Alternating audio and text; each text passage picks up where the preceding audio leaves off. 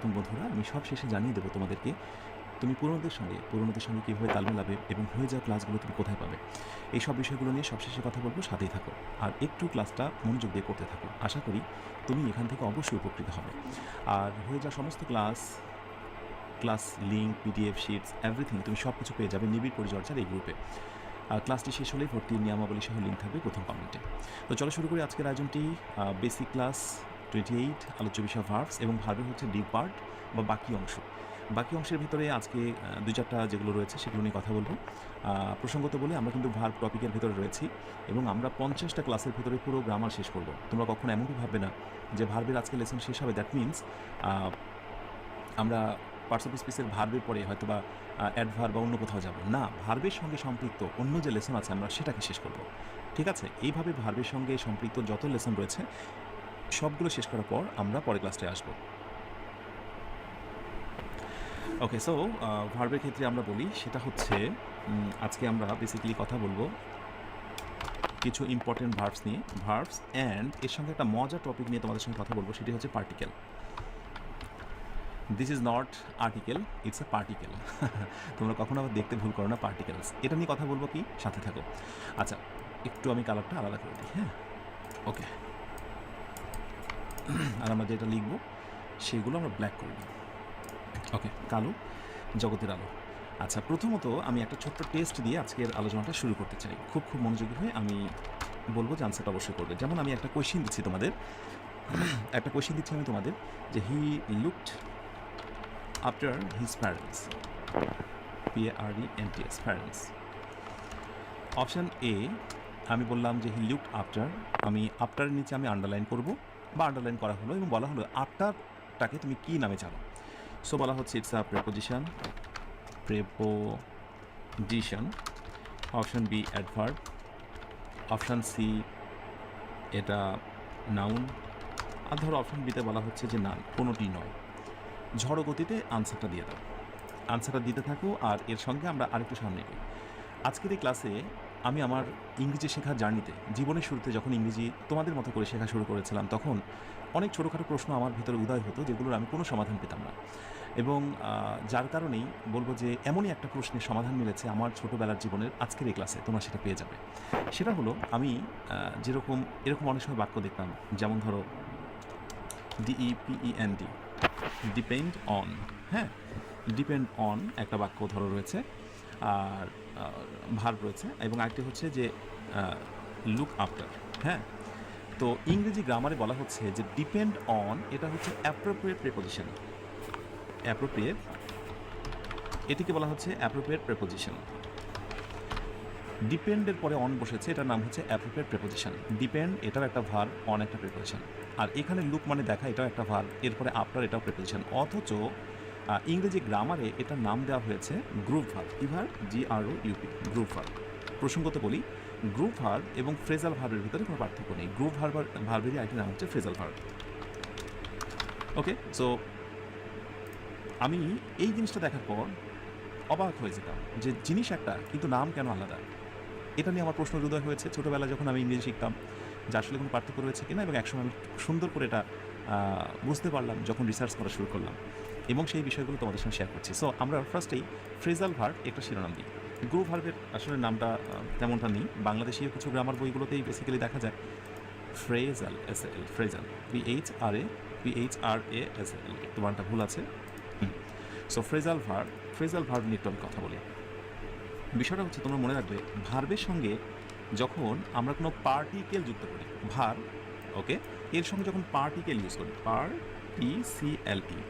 আচ্ছা, পার্টিকেল জিনিসটা কি? পার্টিকেল জিনিসটা হচ্ছে একটা ক্ষুদ্র অংশ, আমি এটাকে অণু বলতে পারি, খুবই ছোট একটা জিনিস, বাট এটা নিজে কোনো স্বয়ংসম্পূর্ণ পার্ট নয়, এটা অন্যের সাথে বসে তার অস্তিত্ব প্রকাশ করে।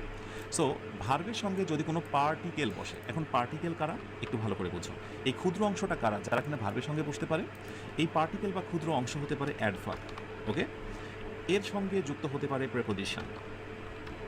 পার্টিকেলকে আমরা একটু ভেঙে দিচ্ছি, এর সঙ্গে আমরা অ্যাডভার্ব প্লাস প্রেপোজিশন একসাথে বসতে পারি, প্রেপোজিশন।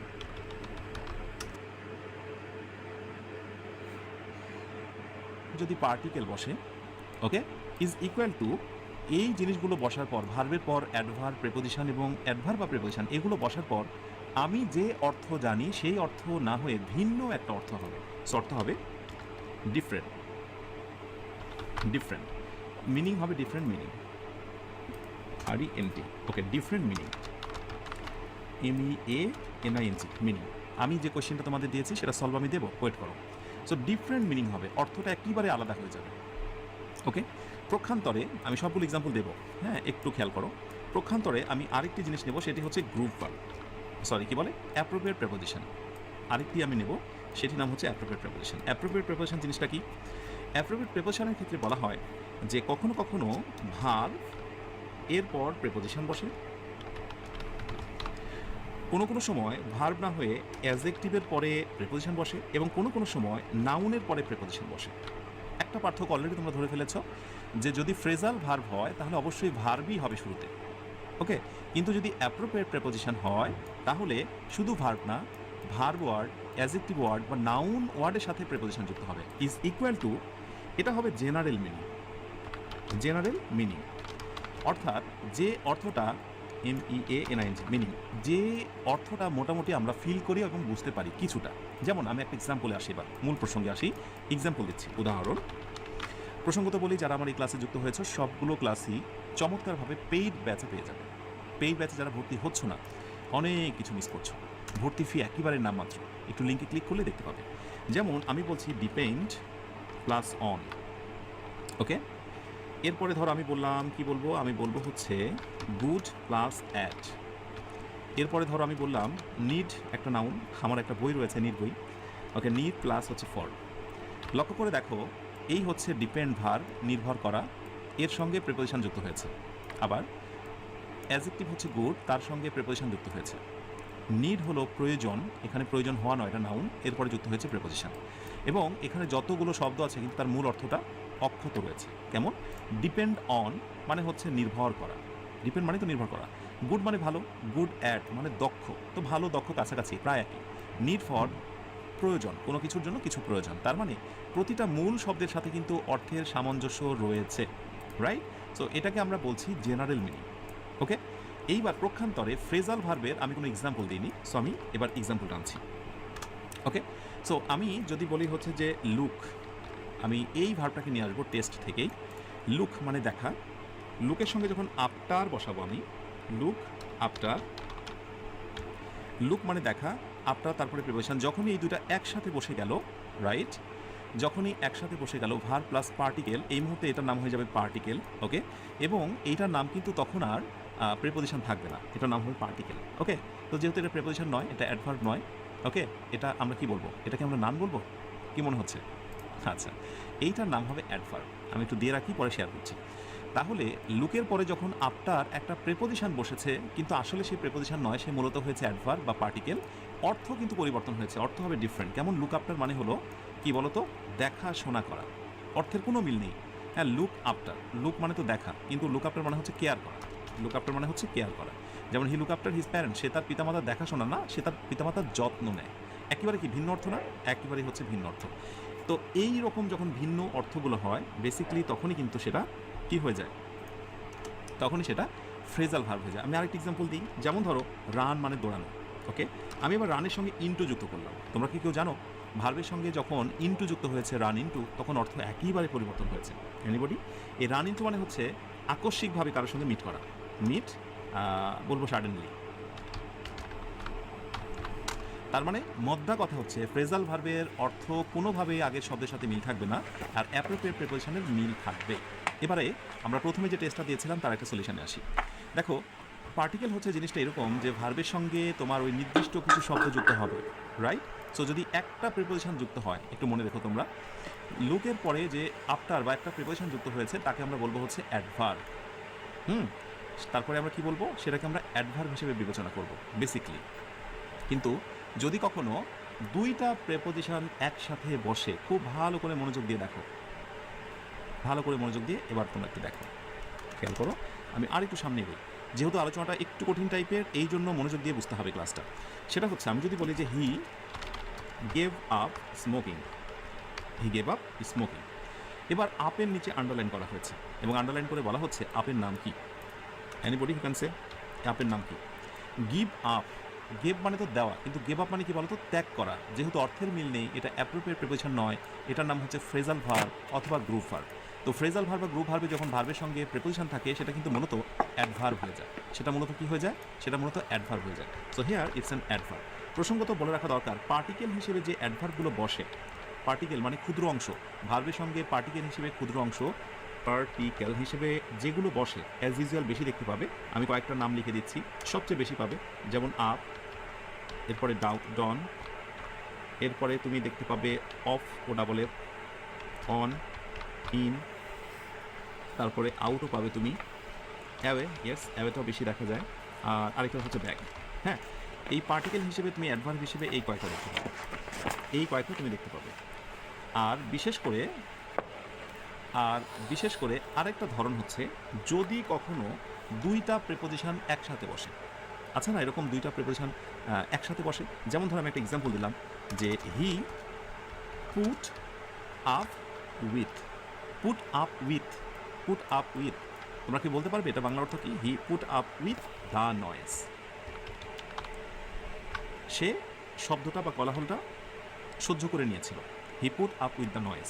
তাহলে পুট আপ উইথ, লক্ষ্য করো ভার, ওকে, এবং যদি এরপরে প্রেপোজিশন থাকে দুইটা, তাহলে তোমরা মনে রাখবে প্রথমটার নাম হবে অ্যাডভার্ব আর পরেরটার নাম হবে প্রেপোজিশন। পরেরটার নাম হবে কি? প্রেপোজিশন। এটা যেন তোমাদের মনে থাকে। তাহলে দুইটা প্রেপোজিশন যদি একসাথে থাকে এবং গ্রুপ ভার্ব বা ফ্রেজাল ভার্বের ক্ষেত্রে এবং আন্ডারলাইন করে বলা হয় প্রথমটার নাম কি, তাহলে প্রথমটার নাম হচ্ছে অ্যাডভার্ব। যদি দ্বিতীয়টার নাম করা হয় তাহলে দ্বিতীয়টার নাম হচ্ছে প্রেপোজিশন, রাইট? অ্যাডভার্ব এবং প্রেপোজিশন এই দুটো মিলেই কিন্তু হচ্ছে পার্টিকেল, মানে একটি অংশ যে অংশটা পুট নামের ভার্বের পরিপূর্ণ অর্থ দিয়েছে। তার মানে একটি প্রেপোজিশনও পার্টিকেল হতে পারে, ডাবল প্রেপোজিশনও পার্টিকেল হতে পারে, কিন্তু তখন নাম হবে আগেরটার নাম অ্যাডভার্ব, পরেরটার নাম প্রেপোজিশন। এবার পার্টিকেল হিসেবে প্রেপোজিশন কোনগুলো বসে একটু দেখে নাও। আমি যদি বলি যে প্রেপোজিশনাল পার্টিকেল, তাহলে কোনগুলো সেগুলো একটু দেখে নাও। প্রেপোজিশনাল পার্টিকেল, PARTICL পার্টিকেল, ওকে।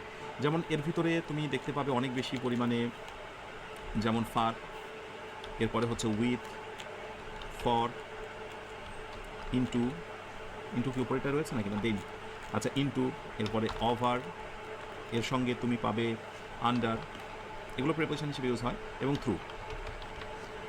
মোটামুটি এইগুলো তুমি পার্টিকেল হিসেবে বেশি দেখতে পাবে। হ্যাঁ, আচ্ছা আমি কালারটা চেঞ্জ করে দিই যাতে করে তোমাদের নজরে পড়ে। ওকে, সো এখন একটা প্রশ্ন হলো যে কোনো কিছুর সঙ্গে কোনো কিছুর মিশ্রণ ঘটলে একটা পরিপূর্ণ জিনিস তৈরি হয়। যেমন গেভ এবং আপ, এই দুইটা মিলে অর্থ হলো ত্যাগ করা। সেই স্মোকিং বা ধূমপান ত্যাগ করেছিল, তার মানে গিভ এবং আপ এই দুইটা মিলেই একটা শব্দ, একটা জিনিসের অস্তিত্ব।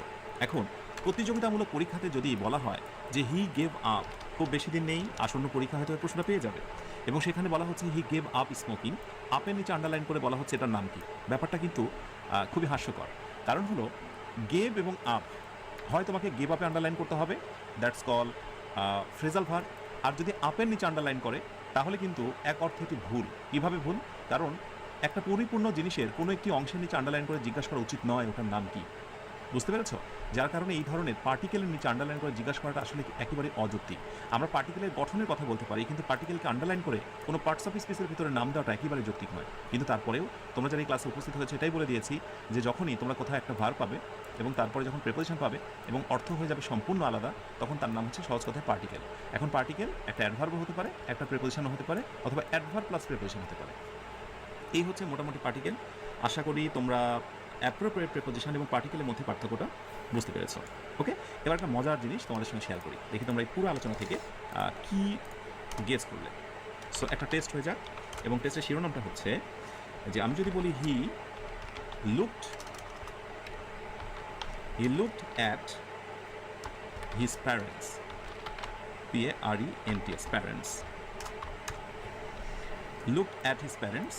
যদিও আমি শেখালাম যে এই শব্দগুলো নিচে আন্ডারলাইন করে জিজ্ঞাসা করা উচিত নয় যেটার নাম কি, কিন্তু উপায় নেই, তবুও আমাকে বলতেই হবে, কারণ প্রতিযোগিতামূলক পরীক্ষাতে এটা আসে। সো এই অপশান হচ্ছে এটি কি প্রেপোজিশন নাকি হচ্ছে অ্যাডভার্ব। এবং আরেকটি বাক্যতেও আমি লুক ইউজ করব, যেমন হি লুকড আফটার, যদিও দেওয়া বাক্য, জানাশোনা বাক্য, তারপরে দিলাম he looked after his parents. যাতে করে তুলনামূলক পার্থক্যটা করতে তোমাদের সুবিধা হয়। এবার তোমরা আমাকে বলো দেখি, লুকড অ্যাট, এখানে অ্যাটের নিচে আন্ডারলাইন করে এটি কি প্রেপোজিশন নাকি অ্যাডভার্ব, আর পরেরটা লুকড করে আফটার নিচে আন্ডারলাইন করে বলা হচ্ছে যে এটা কি প্রেপোজিশন নাকি অ্যাডভার্ব। একেবারে ঝড়ো গতিতে আনসার দিয়ে দাও, অ্যান্ড আই হোপ যে প্রত্যেকের আনসারটা এবার রাইট হবে। মাশাআল্লাহ। এই আনসারটা করতে পারার পূর্ব শর্ত হলেও তোমাকে বাংলা বুঝতে হবে।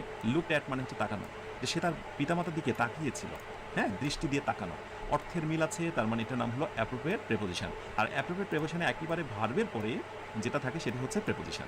এখানে এটা নিয়ে কোনো দ্বন্দ্ব নেই। কিন্তু যখনই আমরা হি লুকড আফটার, সে খেয়াল করেছিল, যত্ন নিয়েছিল, অর্থটা চেঞ্জ হলো। লুক মানে দেখা, কিন্তু এখানে হলো যত্ন নিয়েছিল, লুক আফটার। সো ভার্বের পরে যখনই প্রেপোজিশন বসে ভিন্ন অর্থ হয়ে গেল, তখনই এই আফটারটার নাম হচ্ছে অ্যাডভার্বিয়াল পার্টিকেল। এটার নাম হচ্ছে adverbial particle. So here it's an adverb. Thank you so much যারা বুঝে শুনে আনসার করেছো, তোমাদের সবাইকে অভিনন্দন। ঠিকঠাক মতো বুঝতে পারছো কিনা একটু আমাকে বলো। এগুলো খুবই চমৎকার এবং ডিপের আলোচনা, এগুলো অনেকে হয়তো বা করতে চায় না, বলে না। আর এগুলো না জানার কারণে যেটা হয়, প্রতিযোগিতামূলক পরীক্ষাতে তুমি অনেক কিছু ধরতে পারো না। ওকে, সো এরপরে আমরা নন ফাইনাইটের একটু প্রকারে প্রবেশ করবো। Non finite, FINIT, non finite. So non ফাইনাইটের 3টি প্রকার আমরা রেখেছিলাম। একটা হচ্ছে জেরান্ড, নাম্বার 2 হচ্ছে পার্টিসিপল, আর নাম্বার 3 হলো ইনফিনিটিভ। মোটামুটি জেরান্ডের একটা সংক্ষিপ্ত আলোচনা তোমরা পেয়েছো নাউন লেসনের ভেতরে, পার্টিসিপলের তোমরা একটা সংক্ষিপ্ত আলোচনা পেয়েছো অ্যাডজেক্টিভের ভেতরে, এবং আরও এই দুটা নিয়ে বিস্তারিত এবং বৃহৎ আলোচনা থাকবে এই কোর্সটারই শেষের দিকে। সো জেরান্ড এবং পার্টিসিপল যেহেতু একটা বৃহৎ অর্থ, সেক্ষেত্রে আমরা এটা নিয়ে পরে কথা বলবো। এখন আমরা যেটার প্রতি মেইন ফোকাসটা দেবো সেটি হচ্ছে ইনফিনিটিভ। সো আমাদের এখনকার আলোচনার বিষয় হচ্ছে ইনফিনিটিভ। ওকে, সো ইনফিনিটিভটা, আচ্ছা, যারা কোনো কোনো জায়গায় ধরতে পারছো না বা বুঝতে পারছো না, দ্যাট মিনস হচ্ছে তাদের বেসিকটা খুবই দুর্বল। এই কারণে তোমাদেরকে আমি যেটা বলবো, ক্লাসটা আবারও রিপিট করবে, কারণ 50টা ক্লাস নেব, অনেক তথ্য দিতে হবে আমাকে, ঠিক আছে? সো এটা মাথায় রেখে আমাদের এগোতে হবে। ওকে, আচ্ছা, ইনফিনিটিভের আলোচনায় আসি এবার আমরা। তাহলে জেরান্ড এবং পার্টিসিপল নিয়ে বৃহৎ কথা বলবো, সেই জন্য একটা লেসন বা চ্যাপ্টার রেখে দিচ্ছি। আমরা শুরু করবো ইনফিনিটিভ। ইনফিনিটিভের কথা বললেই তোমাদের মনে হতে হবে, আচ্ছা, ইনফিনিটিভের আগে একটা 2+V1 মানে ভার্বের বেস ফর্ম বসবে। অর্থাৎ আমি বলতে পারি টু গো, ওকে, আমি বলতে পারি টু ইট, ওকে, তার মানে ভার্বের আগে একটা টু বসবে। আচ্ছা, আমাকে বলো তো, এই জিনিসটা মনে রাখা কি খুব বেশি কঠিন? আর এটা যদি মনে না রাখো, ইংরেজি শেখা কি তোমার দ্বারা আদৌ সম্ভব হবে? মোটেই না। তাহলে 2+V1 এটার নাম হচ্ছে ইনফিনিটিভ। ওকে, আরেকটা হচ্ছে ইনফিনিটিভ ফ্রেজ, একটু নোট করে দিই। আরেকটা হচ্ছে infinitive phrase. Infinitive phrase that means হচ্ছে 2+V1 এটা থাকবে, এর সঙ্গে এক্সটেনশন মানে বাড়তি কিছু একটা যুক্ত হবে, বাড়তি কিছু। যেমন আমি বলবো যে to go there, to go দেয়ার এটার নাম হচ্ছে ইনফিনিটিভ ফ্রেজ। ওকে, টু ইট হয়তো বা থাকবে টু ইট রাইট, তার মানে ভার্বের সঙ্গে এক্সটেনশন বাড়তি কিছু একটা থাকবে। শুধু এই আলোচনাটুকু জেনেই তুমি প্রতিযোগিতামূলক পরীক্ষাতে বেশ কয়েকটা প্রশ্ন কমন পেতে পারো। লেটস সি, এবার একটা মজার জিনিস দেখো তুমি। সেটা হলো, প্রশ্ন করা হচ্ছে যে to read is enjoyable, to read is enjoyable. Okay, so to রিডের নিচে আন্ডারলাইন করে এখন অনেক প্রশ্ন করা হবে। ধরো দুটি প্রশ্ন করা হলো। অপশান এতে বলা হচ্ছে যে to read, is it infinitive, okay sorry, is it infinitive, or B নম্বরে বলা হচ্ছে ইনফিনিটিভ ফ্রেজ। দেখো, আমি জানি যে তোমরা আমার সঙ্গে যারা যুক্ত আছো অনেক ধরনের শিক্ষার্থী, অনেক বেসিক লার্নার, অনেকে রয়েছে অ্যাডভান্স লার্নার। তো তাদের কাছে হাসি পাচ্ছে যারা অ্যাডভান্স লার্নার, যে স্যার এত সহজ। হ্যাঁ, আমাকে সবার কথা বিবেচনা করেই ক্লাস নিতে হয়। তাহলে এবার বলো দেখি, টু রিডটাকে তুমি কি বলবে? খুবই simple, to read infinitive. Okay, so normally ভার্বের বেস ফর্ম, তার আগে টু দেওয়া হচ্ছে। বাট এই সেম কোয়েশ্চেনটাই যদি কোনোভাবে এরকম হয়, to read the book of history, to read the book of history, অর্থাৎ হিস্ট্রির বই পড়া এনজয়েবল। এবার দুটি অপশন।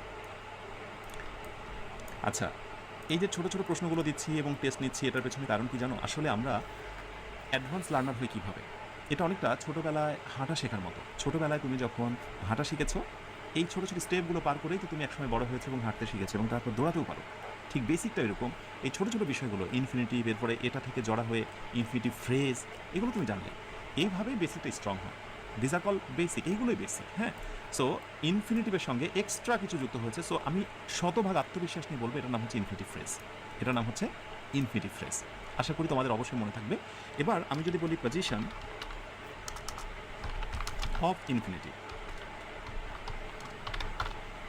ইনফিনিটিভের পজিশনটা কোথায় কোথায় কোথায় কোথায় ইনফিনিটিভ বসতে পারে এইটা জানা খুব খুব জরুরি। একটা হচ্ছে অ্যাজ সাবজেক্ট, অর্থাৎ সাবজেক্ট হিসেবে বসবে। অ্যাজ অবজেক্ট, অর্থাৎ ভার্বের পরে অবজেক্ট হিসেবে বসবে। আর একটা হচ্ছে অ্যাজ কমপ্লিমেন্ট, অর্থাৎ বিভার বা লিঙ্কিং ভার্বের পরে বসবে। ঠিক আছে, এই কয়েকটি হচ্ছে মৌলিক জায়গা যেখানে আমরা এই তোমার ইনফিনিটিভ দেখতে পাবো। এবং এখান থেকেও প্রতিযোগিতামূলক পরীক্ষায় প্রশ্ন আসে। কীভাবে প্রশ্ন আসে আমি দেখাচ্ছি তোমাদের। যেমন আমি উপরে বাক্যটাকে নিব, বিভিন্ন ধরনের বাক্য নিয়ে তোমাদেরকে পেরেশানির মধ্যে রাখবো না। To read is enjoyable. Okay, পড়া আমার কাছে খুবই আনন্দের। আরেকটি বাক্যতে বলা হচ্ছে যে হি লাইকস টু রিড। এবার লক্ষ্য করে দেখো, ভার্বের পরে অবজেক্ট হিসেবে, মানে শেষের দিকে। আর কোনো কোনো সময় এরকম দেখতে পাবে, যেমন ধরো বললাম যে his goal is to read, আর তার গোলটা হচ্ছে পড়াশোনা করা। এবার দেখো বি ভার্বের পর কমপ্লিমেন্ট হিসেবে বসেছে। যারা প্রথম দিকে ক্লাস করেছো সেখানে আমি এই কমপ্লিমেন্ট এবং অবজেক্টের মধ্যে পার্থক্য দেখিয়েছিলাম। আমাদের নিশ্চয়ই মনে আছে যে যখনই কোথাও বি ভার্ব থাকে এবং এরপরে কিন্তু কমপ্লিমেন্ট বসে, কমপ্লিমেন্ট বসে। সো বি ভার্ব কোনগুলো সেগুলোরও ক্লাস হয়ে গেছে কোনো না কোনো ক্লাসে। সো বি ভার্বের পর যেটুকু বসেছে এর নাম হচ্ছে কমপ্লিমেন্ট, অর্থাৎ his goal is equal to to read, একে অপরে পরিপূরক। ওয়েল, আমরা পজিশনটা বুঝে গেছি। এখন এখানে একটা মজার টুইস্ট রয়েছে, দুই তিনটা একটু শেয়ার করতে আমাদের সাথে। আমি যদি বলি two read is enjoyable versus reading is enjoyable, আমি দুইটা শিরোনাম করলাম, রিডিং ইজ এনজয়েবল। আচ্ছা, এই দুইটা দিয়ে আমি তোমাদেরকে যদি বলি হোয়াটস দ্য ডিফারেন্স, এটাকে নিই এবং প্রশ্ন হচ্ছে what's the difference, what's the difference. তাহলে এই ডিফারেন্সটা কি আসলে? What's the difference? কারো কি কোনো ধারণা রয়েছে? আচ্ছা, টু রিড ইজ এনজয়েবল, পড়া আনন্দদায়ক, এটাও যা। রিডিং ইজ এনজয়েবল, এটাও তাই। শুধু পার্থক্য হচ্ছে একটা, টু রিড এটার নাম হচ্ছে INFINITIV ইনফিনিটিভ, আর রিডিং এটার নাম হচ্ছে জেরান্ড। একটু মনে করে দেখো তোমরা যে ভার্বের সঙ্গে যখন ING হয় তখন তার নাম হচ্ছে জেরান্ড। সো কোনো পার্থক্য নেই। এই জন্যই কোনো কোনো সময় বলা হয় বাক্যের শুরুতে আমরা হচ্ছে যখন ইনফিনিটিভ পাই তখন কিন্তু দুইটা আনসারই রাইট হতে পারে। যেমন এখন এইখান থেকে একটা প্রশ্ন এসেছে প্রতিযোগিতামূলক পরীক্ষাতে, দেখি খুব আত্মবিশ্বাস নিয়ে আনসার দিতে হবে এবং আই হোপ যে তোমরা আনসারটা সঠিক দেবে। এগুলো বিগত বছরে আসা বিভিন্ন টাইপেরই প্রশ্ন। সেটা হচ্ছে filling in the gap is my hobby. এখন অপশন হিসেবে বলা হচ্ছে টু বাই, অর বলা হচ্ছে বাই। একেবারে ঝড়ো গতিতে আনসারটা পাও, কারণ আমার বিশ্বাস তুমি যদি মনোযোগ দিয়ে ক্লাস করো তাহলে এগুলো তোমার কাছে একেবারে পানির মতো ক্লিয়ার হয়ে গেছে। ঝটপট করে জানো দেখি। Dot dot is my hobby, right? বাক্যের শুরুতে সাবজেক্ট হিসেবে আমরা ইনফিনিটিভও বসাতে পারি, আবার ভার্বের সঙ্গে ING জেরান্ডও বসাতে পারি, রাইট? সো এবার কিন্তু তুমি অনেক আত্মবিশ্বাস নিয়ে আনসার দিচ্ছ, ক্লিয়ার? কিন্তু আরেকটা মজার জিনিস তোমাদের সঙ্গে শেয়ার করি। আমি যদি বলি he likes to read, okay, versus এই ভার্সাস অর্থাৎ সেম টাইপের জিনিস, he likes reading, are they the same? তারা কি আসলে একই রকম অর্থ দেবে? এনিবডি? কি মনে হয় তোমাদের? আগে যেমন টু রিড রিডিং করলাম, so he likes to read, এখানে কি আমরা রিডিং করতে পারি এবং এর অর্থগত কোনো পার্থক্য রয়েছে? এনিবডি? ওকে, এইবার তোমরা দেখো, হি লাইকস টু রিড বাংলা অর্থ হলো সে পড়তে পছন্দ করে, সে পড়তে পছন্দ করে। ওকে, এইখানে আমরা একটা বলবো যে পছন্দের জায়গাটা এটা preference. He likes to read, সে পড়তে পছন্দ করে, কিন্তু যখন বলবো হি লাইকস রিডিং, সে পড়া পছন্দ করে। একটা বিষয়কে ইমফ্যাসিস করা হলো, জেনারেল একটা ঘটনাকে বলা হলো হি likes reading, he likes shopping, he likes watching movie. So যখনই আমরা টু রিড বলি দ্যাট মিনস স্পেসিফিকভাবে একটা প্রেফারেন্স হয়। হি likes to read, he likes two it, he likes to play game. বুঝতে পেরেছ? তার মানে বাক্যের সাবজেক্ট হলে তুমি ইনফিনিটিভও করতে পারো, জেরান্ডও করতে পারো, দুইটারই সেম অর্থ এসে যায় এবং দুটোই গ্রামাটিক্যালি রাইট। কিন্তু অবজেক্ট হিসেবে ইনফিনিটিভ আসলে ইনফিনিটিভ করলে অর্থ একরকম আর জেরান্ড করলে অর্থ হচ্ছে আরেক রকম। সুতরাং সব ক্ষেত্রেই তুমি সবগুলোকে রাইট করবে না, ঠিক আছে? তাহলে আমি যদি এইবার এই ওপরে বাইংটার কথাই বলি, লাইক এইটার কথাই বলি, দুটো অপশান আমি সামনে রাখি, আর আমি যদি বলি যে I like dot dot filling in the gap. তুমি কি আই লাইক টু বাই এবং buying, I like buy or buying কোনটাকে রাইট করবে? এখানে একটা মজার ঘটনা রয়েছে। মজার ঘটনা হলো যে আই লাইক টু বাই নাকি বাইং হবে, অর্থাৎ ভার্বের পরে ইনফিনিটিভ হবে নাকি জেরান হবে, ইংরেজিতে এরকম নির্দিষ্ট কিছু শব্দই আছে যেগুলো তোমাকে মুখস্থ রাখতে হবে। মুখস্থ রাখা খুব জরুরি। আমি এই লিস্টটা তোমাদের সঙ্গে শেয়ার করছি, যেটা তোমার জন্য খুব বেশি কার্যকর হবে। সেটা হলো এইটা। ক্লাসটি শেষ হলে আমি পেড ব্যাচে তোমাদের দিয়ে দেবো। আচ্ছা, verb that's take only infinitive, অর্থাৎ এই ভার্বগুলোর পরে ডিরেক্টলি ইনফিনিটিভ হয়, অর্থাৎ এরা সর্বদাই 2+V1 চায়। মনে রেখো, অ্যাফোর্ড, এগ্রি, এম অর্থ দেওয়া রয়েছে। এইগুলোর পর সর্বদাই ইনফিনিটিভ মানে টু একটা আসবে। এগুলোর পর সর্বদাই একটা টু আসবে। সর্বদাই কি আসবে? টু আসবে। এরকম অনেকগুলো ভার্ব এখানে রয়েছে। একটু দেখে নিও তোমরা যে তারা প্রত্যাশা করে যে তাদের পর অবশ্যই কী হবে? একটা করে টু হবে। এটা হচ্ছে তাদের প্রত্যাশা। ওকে, সো এইভাবে অনেকগুলো ভার্ব আছে, তোমরা একটু দেখে নিও। এইবার আমি ধরো তোমাদেরকে আরেকটা সেগমেন্টে নিয়ে যাব।